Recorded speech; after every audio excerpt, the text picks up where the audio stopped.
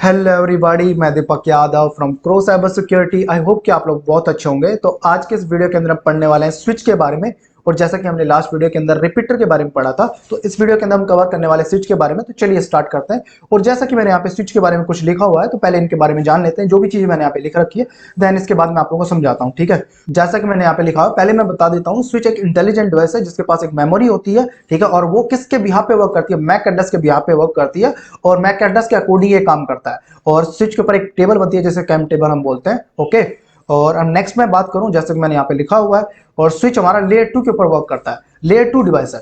तो लेयर 2 से मतलब क्या है? जो ऐसे मॉडल की हमारी लेयर्स होती है, application, presentation, session, transport, network, data link और फिजिकल। तो लेयर 2 का नाम है डेटा लिंक लेयर, उसके ऊपर ये वर्क करता है। और लेयर 2 के ऊपर ओनली फॉर मैक एड्रेसेस की एंट्री लगती है। लेयर 3 स्विचेज भी होते हैं, जिन्हें मल्टीपल स्विचेज हम बोलते हैं, और वो एज ए आप राउटर की तरह भी उनको यूज कर सकते हो। ठीक है, जो बिहाफ ऑन मैक एड्रेस के अकॉर्डिंग वर्क करता है, जो लेयर 2 के ऊपर वर्क करता है। और नेक्स्ट हम यहाँ पे बात करते हैं, जैसा कि यहाँ पे लिखा हुआ है, स्विच के ऊपर मल्टीपल पोर्ट्स होते हैं, जिससे मल्टीपल डिवाइसेस को कनेक्ट कर सकता है।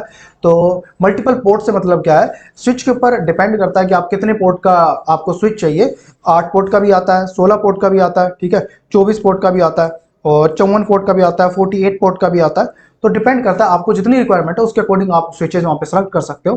तो जैसे, और ये सेम नेटवर्क के डिवाइसेज को कनेक्ट करता है, और इतने सारे पोर्ट हैं, तो ऑफकोर्स ये मल्टीपल डिवाइसेज को कनेक्ट कर सकता है। और नेक्स्ट मैं यहाँ पे बात करूँ, जैसा कि मैंने यहाँ पे लिखा हुआ है, switch only for same network के डिवाइसेज को कनेक्ट करता है। सेम नेटवर्क से मतलब क्या है, वो भी मैं अभी आप लोगों को समझाऊंगा। ओनली फॉर सेम नेटवर्क के डिवाइसेज को कनेक्ट करता है, दो डिफरेंट नेटवर्क डिवाइसेज को कनेक्ट नहीं करता है। ये आप लोगों ने याद रखना है। दो डिफरेंट नेटवर्क डिवाइसेज को कनेक्ट करता है राउटर, स्विच नहीं करता। Switch only for same network के डिवाइसेज को कनेक्ट करता है। ओके, और मोस्ट कॉमनली यूज का लैन नेटवर्क के अंदर होता है।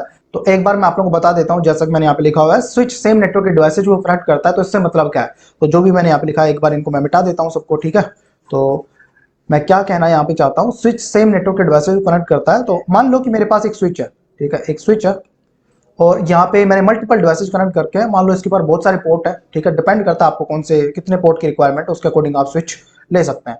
तो मैं यहाँ पे पीसीस कनेक्ट कर देता हूँ, और पीसी। तो जैसा कि मैं इस पीसी के ऊपर आईपी एड्रेस दे देता हूँ 10.1, इसके ऊपर मैं देता हूँ 10.2, इसके ऊपर देता हूँ 10.3, और इसके ऊपर देता हूँ 10.4।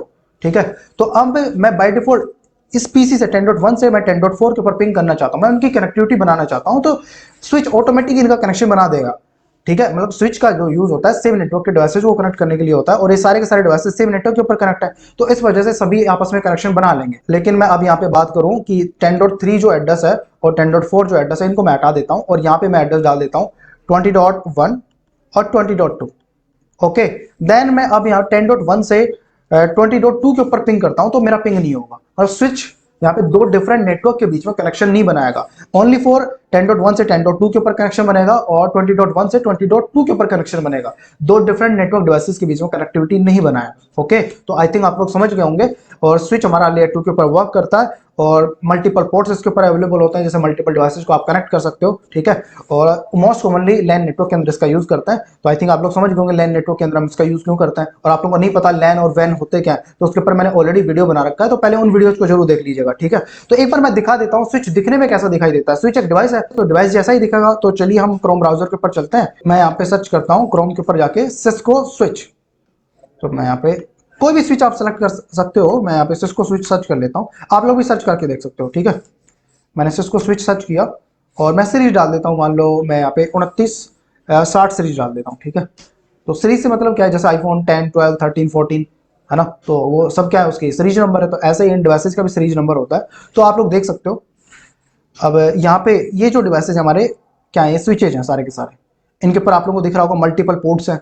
ठीक है, तो इससे हम मल्टीपल डिवाइसेज को कनेक्ट कर सकते हैं, और डिपेंड करता है आपको जितनी रिक्वायरमेंट है, उसके अकॉर्डिंग आप सेलेक्ट कर सकते हो कितने पोर्ट का आपको डिवाइस चाहिए। तो इसके ऊपर आप लोगों को दिख रहा होगा कम पोर्ट है, इस वाले स्विच के ऊपर ज्यादा पोर्ट है।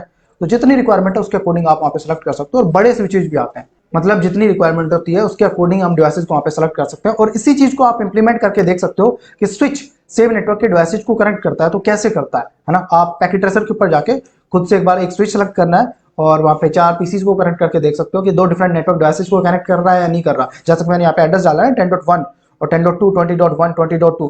तो यहाँ से 10.1 से आप 20.2 के ऊपर पिंग करोगे तो पिंग नहीं करेगा, क्योंकि स्विच का only for use same network के डिवाइसेज को कनेक्ट करने के लिए होता है, और राउटर का यूज दो डिफरेंट नेटवर्क डिवाइसेज को कनेक्ट करने के लिए होता है। तो इस वीडियो के लिए इतना ही।